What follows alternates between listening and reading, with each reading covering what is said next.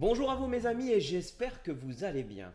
Aujourd'hui nous allons nous intéresser à une nouvelle superstition qui veut que ouvrir son parapluie dans la maison porte malheur. Vous avez probablement déjà entendu vos parents, grands-parents ou peut-être vous dire qu'il ne fallait pas le faire.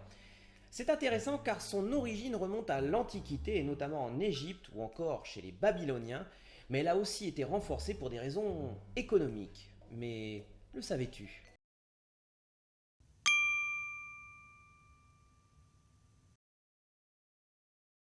Avant d'être un objet de protection contre les intempéries, ce fameux parapluie trouve son origine dans l'Égypte ancienne.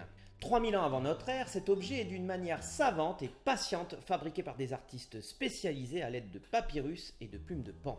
Les Égyptiens croient que la voûte céleste est formée par le corps de Nout, la déesse du ciel, qui, arquée au-dessus de la terre, forme un pont et ne touche le sol que par l'extrémité de ses orteils et de ses doigts.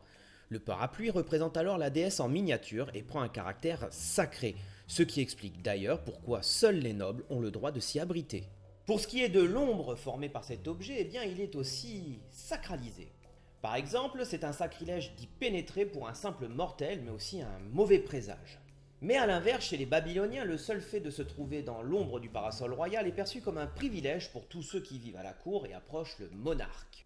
Mais vous allez me dire, tu ne réponds pas à la question. C'est vrai, pas complètement. Il faut comprendre que la croyance relative au mauvais sort jeté par un parapluie ouvert évolue dans le temps.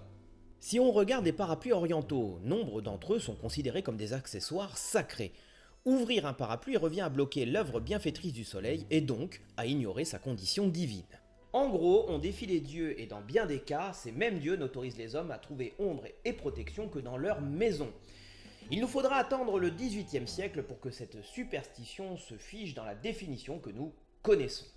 Pour cela, il nous faut faire un tour du côté de la Grande-Bretagne et surtout à Londres, où l'usage du parapluie avec l'armature métallique va se répandre.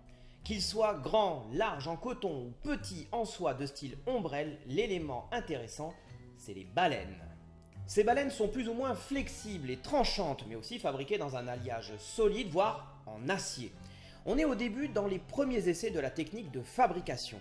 Ce qui implique bien sûr que le mécanisme d'ouverture reste dangereux, et notamment pour ceux qui voudraient faire sécher leur parapluie à l'intérieur de la maison. Ainsi, une personne à proximité risque d'être griffée, piquée ou encore de renverser et casser des objets. Et voilà, nous y sommes. Il faut y voir l'une des premières rumeurs modernes de dangerosité du parapluie en tant qu'objet porte-malheur.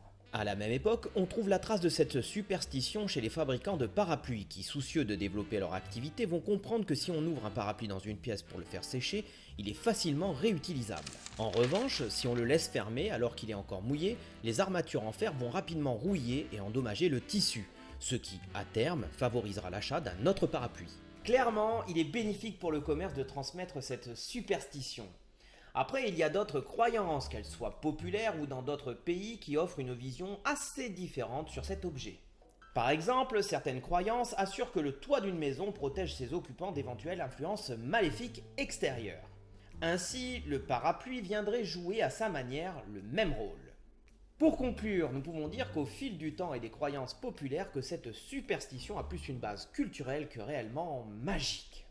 C'est là-dessus que je vous abandonne et n'hésitez pas à liker, commenter, vous abonner et surtout gardez à l'esprit que apprendre c'est bien, mais comprendre c'est mieux.